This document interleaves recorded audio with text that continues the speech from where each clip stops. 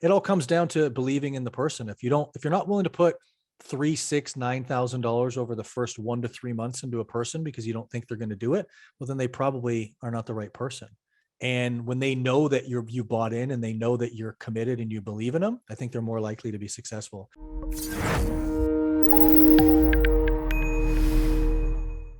Well, for those of you who don't know Kory Prince, you're in for a treat. This guy's absolutely amazing.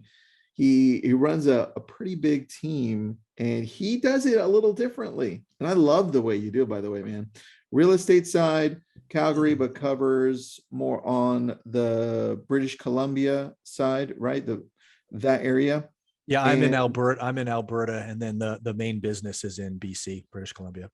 Perfect. And you do real estate, but you're the one that kind of quarterbacks all of the incoming leads, whether it's online or wherever they're coming from.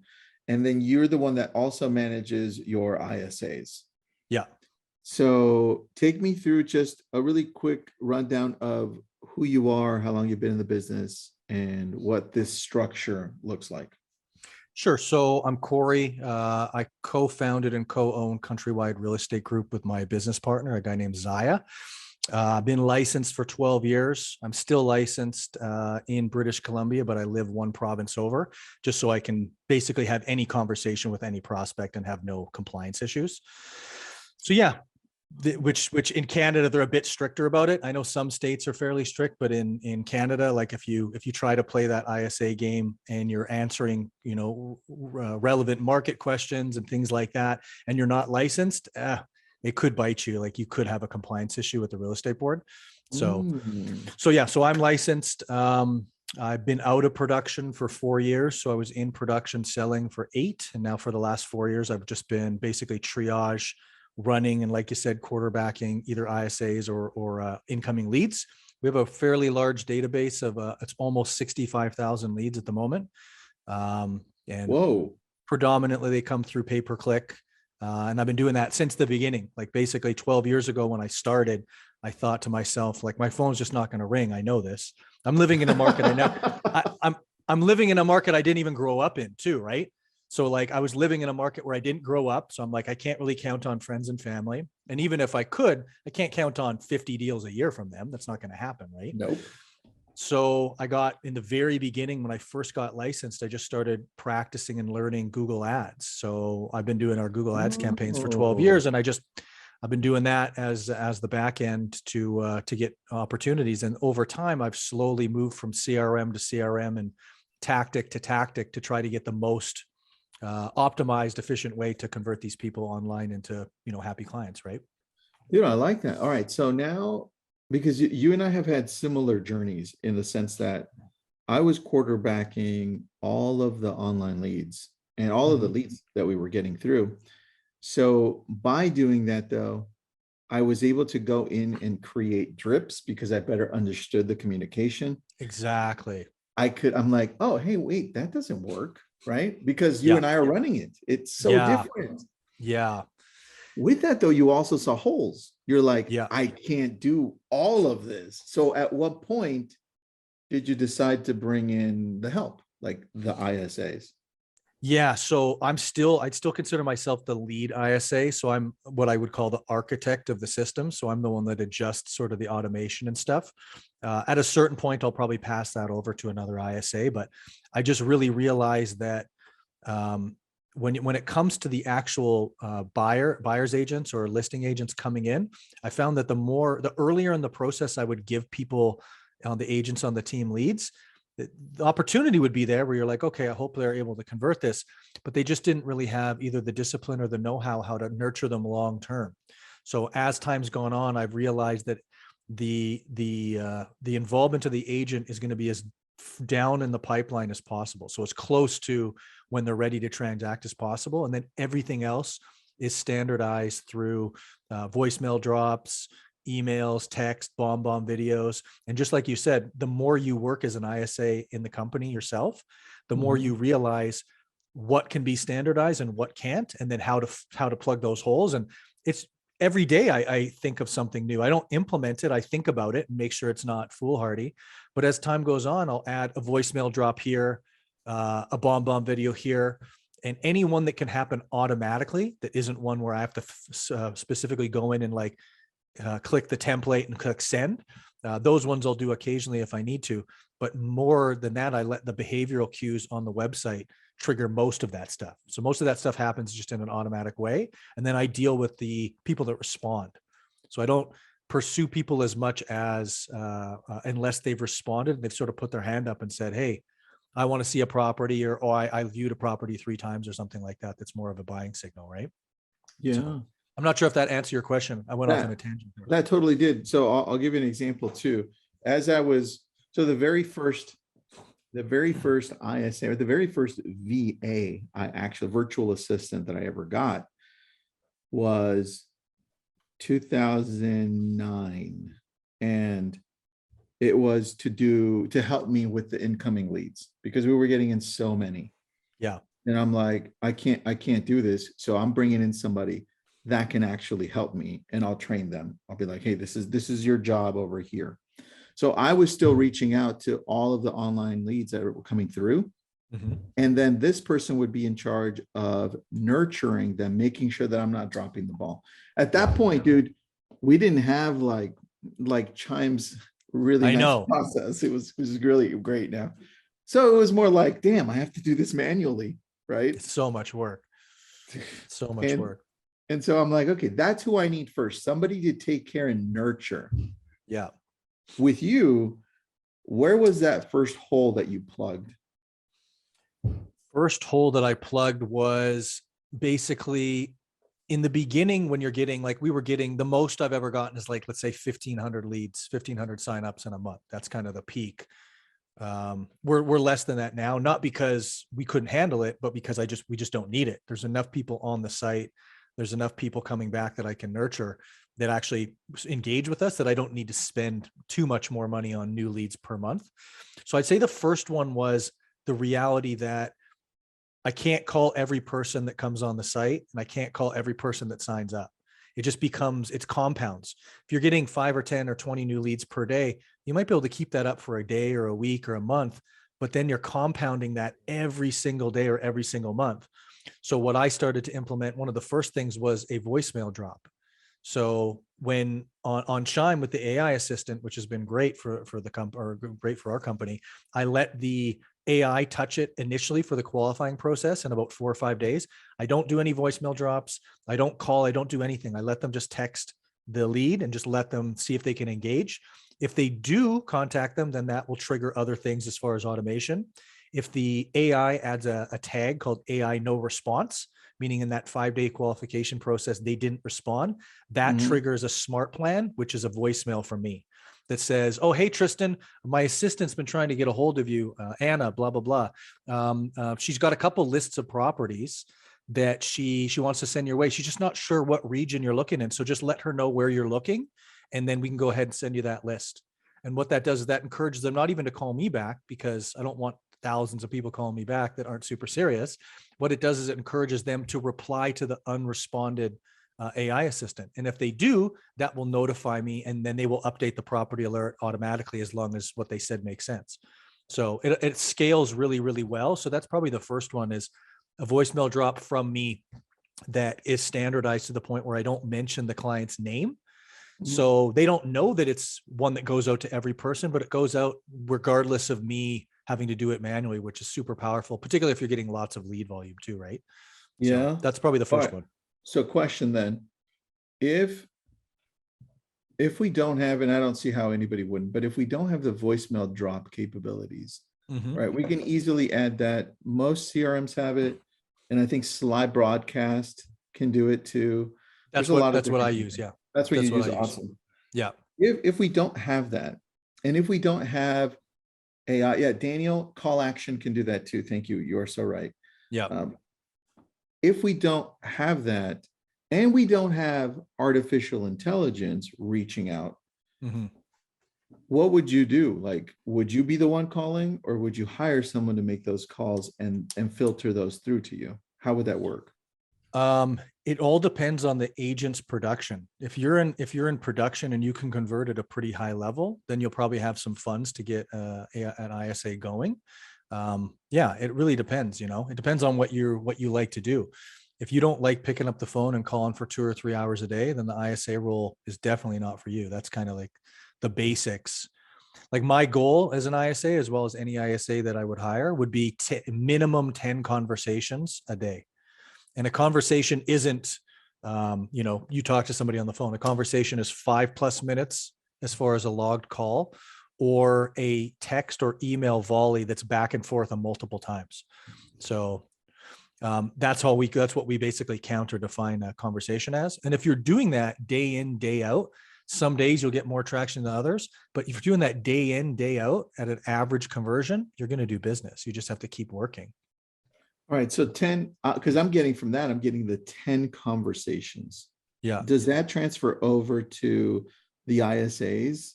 Like, let's say, let's go 2 routes. Kory, let's say you're just you. Yeah. Right. Then when you bring in an ISA, is that expectation still transferred to them, or does it change? Let's go with you first. Yeah. For me, my goal is 10, but I also don't just do ISA. I also run some other stuff operationally in the business. So I'm not working as an ISA the whole day. So I would say 10 in about a 3 or 4 hour period. 10 is what I expect of myself and what I aim for every single day. Okay. And then if it was an ISA that's full time, that doesn't have the other operational tasks that I have, I would put it at 20 for an 8-hour shift with lunch 20, and all that built in. Conversations. So let's define conversations clearer for those listening in. What does that look like? Let's get specific. A conversation for me is a phone call that lasts over 5 minutes. So 5 minutes or longer, with a prospective person who's thinking of buying or selling. That's the key. So a real conversation. It's not like a real conversation. No, because, and you know what, you can go in, and I have conversations with people that are 4 minutes, 3 minutes, and I really want that to count, but I've just made a hard line with 5 minutes. I feel like it is what it is. It sucks. Right. And sometimes I'll be talking to somebody on the phone and it's just crossed 4 minutes because I've got a counter on my screen for a chime. And I like, and in the back of my mind, like, do I hold them on for another minute so it counts, or do I actually just get back to work? So you're so funny, dude. That's cool. Do you record every call then, right? Record every call. Yeah. Yeah, we do too. But we do too. I love that. Yeah. Because then we can go back to it if it's our ISA, listen to it. And say, guys, this conversation, really good job, but here's what you need to tweak. Yeah. Right. So really, really good point on that. There's a question for you from Kevin. What's up, Kevin? I'm a solopreneur looking to scale, about to hire my first ISA. What are the best preparation steps for ISAs before hiring? Also, any tips like what dialer, and they work multifamily investment space. I would say the first step would be wrapping your head around what personality type you think is going to be best. And I would lean towards getting them to do a disc profile and putting somebody who's high interactive. So high I, somebody who enjoys talking to people, somebody who's really personable, engaging. That's probably the bulk of the job, is they have to enjoy talking to people and really build relationships quite well. Because that's the crux. If they can't do that in the ISA role, then then the conversation doesn't continue and you never actually even talk to them yourself. Right. So high I, relatively high D, but highest I, I'd say high interactive is probably the best. Yeah. Cause then at that point you have no problem getting to the 5 minutes, and then the issue becomes, and like you said, listening to their calls are 22 minutes when they should be 9, because they know about their kids. They know it's good. They're getting really good engagement, but they could be a bit more efficient, but that's a good problem to have. The opposite problem is ISAs that call and say these leads are terrible and they can't convert anybody. And it's like, well, and then you pick up the phone and you can convert the next one. It's like, they just need to have more of like a servant's perspective, like a servant's heart is the term I've heard, Yeah. And what a really good thing you said here when you're saying it's a combination of I's so they can talk, and D's so they know where they need to get to. It's not just empty talking, right? Yeah. I love that. That is a very good combo. Yes. Yeah. And you can do like Tony Robbins' website. If you go onto Tony Robbins' website, there's actually a free disc profile on there that you can just send them a link. They do it, and then it will email it to them, and they can email you the PDF. So you can do that for free. You don't even have to pay. I like that. Yes. Very good. Key. And you you reminded me of something here with that question that we had. So we have this outline for tasks and duties. We have one of these. I was looking for it for ISAs too. So Mhm. as soon as I find one, I'm going to put that into the chat. So look out for that. Just wanted to share that really quick so I don't forget. It's That'd be it's a awesome. really good outline, Kevin, so that you can see the things that you need so that it doesn't leave anything out, just all the tasks and duties. And Daniel has a question for you too, Kory. What's the pay structure and incentives for ISA that have supported your growth? So that's a really good question. The pay structure is a big one. Obviously, as a business owner, you want to, not have high costs, but you also want to have results. So it's kind of a toss up. I started with a pure commission-based model back when I first started doing it. So it was in the neighborhood of, 5, 10, 15, 20% per deal. Basically, they hunt what they kill. Some people will really thrive in that. A lot of people will not. That lack of security is pretty tough. Plus, when you start, they're not going to get a deal that pays them in the next 30 days, probably. They're going to have to wait months. So the one that I've settled on that's been the most effective, and I have a partner that's in Nanaimo on the island in Vancouver Island, a guy named Jason, who's extremely successful too. Nice. He's the one who pioneered this particular structure that I believe in. And it's a combination of salary plus bonus. So he pays his ISAs $3,000 per month as a salary, and then a bonus of about 10% per deal based on some factors. And every ISA he has 3 on his team right now. Everyone that he has gets paid over $100,000 a year. Wow. So really good money for somebody working from home during a pandemic. Dude, that is absolutely really good. Yeah. So that's the structure that I believe in the most. And it all comes down to believing in the person. If you're not willing to put $3,000, $6,000, $9,000 over the first 1 to 3 months into a person because you don't think they're going to do it, well, then they probably are not the right person. You have to buy in to the point where you're willing to put that money in. And when they know that you bought in and they know that you're committed and you believe in them, I think they're more likely to be successful. It's a hard role. It's a challenging role for people to be successful in, but the right ones will thrive. I love that. And look, on our end as well, here, when I'm looking at hiring and continuing to grow, we go the VA route overseas. Yeah. Right. So I want to just show you a little bit here because I found that sheet and I'll show it to you. Nice. But we use a company called Virtudesk and they have a free resource guide here. I'm trying to see if it loads. And here are the downloadables that they have. And I think there's one that I have. Here it is. Yeah. The inside sales agent responsibilities. So it goes through all of them. It goes through other ones as well. So I'm going to dump that link in there so that you guys can at least take a look at that. And that should answer some questions as to what their roles are, what they do on a daily basis. I really love Kory's idea of if they're having 20 quality conversations every day and you're listening to them and you're helping them grow, I don't see how you just don't do a great job with your ISAs. So that's a really, really good one, man. And typically for an ISA that's a virtual assistant through a company like Virtudesk, we're probably paying around $10 or $11 an hour. And their English is great on our end. I mean, I've had them for quite a long time, dude. Yeah. All right, question. Any other questions you guys have? If not, I've got a couple of other questions for you. Let's see. We've got one on the question side, 2 more. Hi, Kory. Has anybody ever told you that you look like Frank Grillo? I don't even know who Frank. Do you know who Frank Grillo is? Who is that? Now I have to go and Google it. Damn it. Now I have to go and Google it. Jesus. Okay, hold on. Frank Grillo. If it's from a TV show, I had a girl in the gym a number of years ago come up to me, but I'm not sure if she was just hitting on me or not. I can't tell. I've seen him in Billions, and I've also is that seen it? Yeah. Okay. What if that was me? That might be you. This might be Frank Grillo. There you go, Frank. All right, you see Frank? What's he in? What show is he in? Oh, dude, Marvel's The Billions. He's in Marvel's and Billions. He's in a ton of here. He's in a ton of little movies here over here. Oh, this guy's pretty famous. Here, he's in Captain America. What is? I'll take it. So I'm Captain America is what you're trying to say. That's it. That's it. I love it. Kidding aside, do you personally train your ISAs? Yeah. So I've got some videos that I will film, like little screencast videos to show them how I go in and do things. I'd say the biggest component that really makes people successful as an ISA role is constant accountability. So like a culture of accountability, if you will. So instead of just saying, okay, go be successful, you on a daily or every 2 days or whatever it happens to be, you have like a morning meeting where you sort of explain, okay, what's your goal for today? How many conversations? How are you going to do it?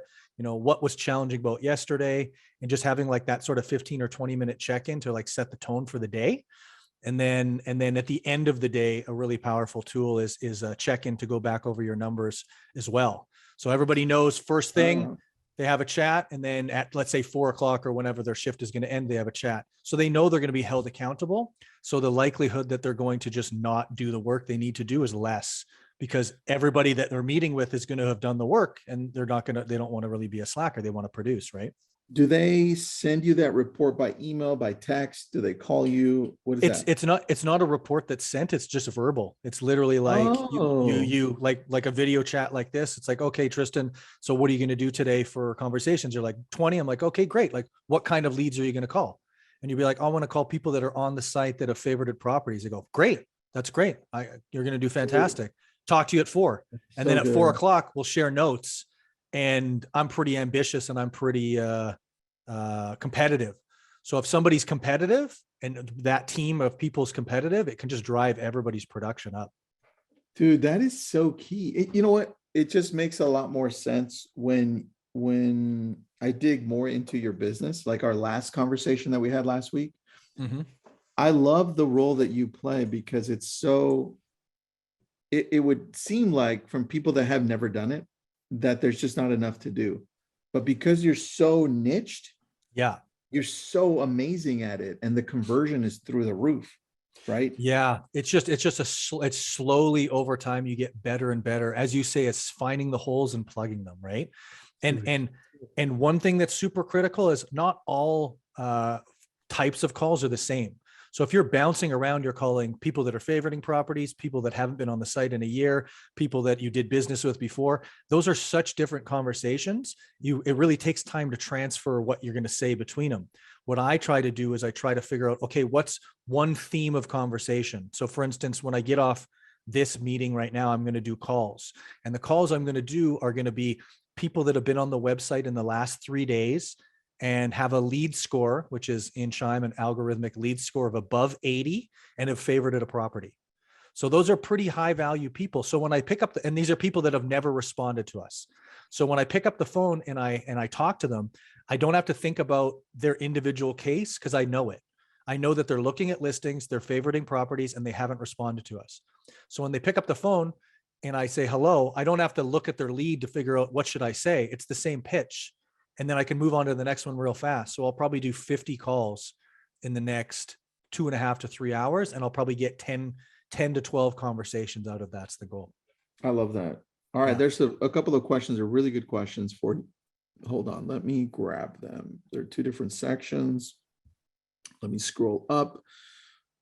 We got the incentive one.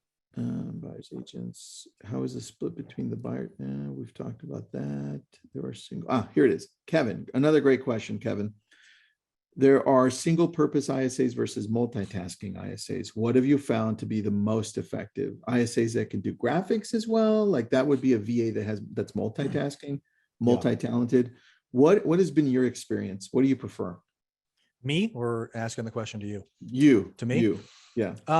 I like, it's great when somebody can do a lot of things and add value, but I'd say the most valuable, like time sensitive thing that ISA can do is prospecting and picking up the phone and warming up leads for, if they can do graphics, great, but that's not really as valuable in the short term as somebody that can pass off, like for instance, in Tristan's area, if an ISA passes off a deal for a $15 million house and it closes, that buys a lot of graphics work. That buys a lot of graphics. I can work. get You do more that. VAs that do that specifically now. That only do that off of a couple Yep. deals. So yeah, really putting it into the highest revenue generating stuff, which is, people trying to buy and sell properties for sure.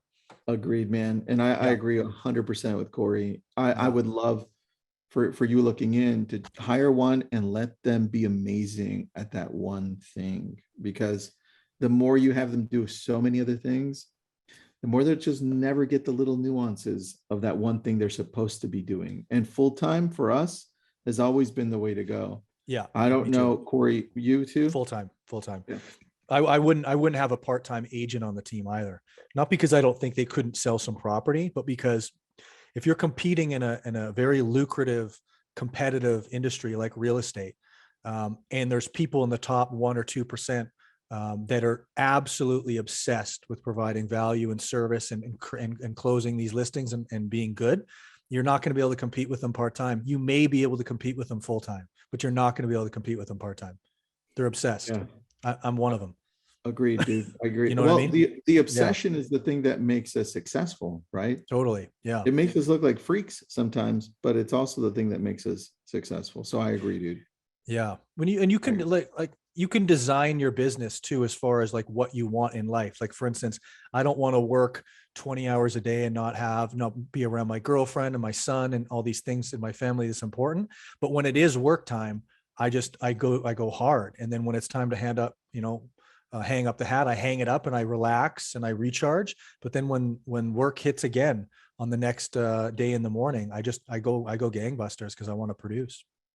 That's it, dude. That's it. All right. A couple more questions. In California, we have a restricted rules. Oh yeah. ISAs, they can't really talk about going deeper into real estate saying, hey, yeah, we can do this and that. Yep. We've gone around that. We train our ISAs so that they know exactly what they can and can't say. Yeah. So just be sure that you're the one doing the training, because as good as the training is at, let's say, Virtudesk, they're not going to know the rules of my specific area that I cover. So we're going to always have to train them to say, hey, this is Malibu, right?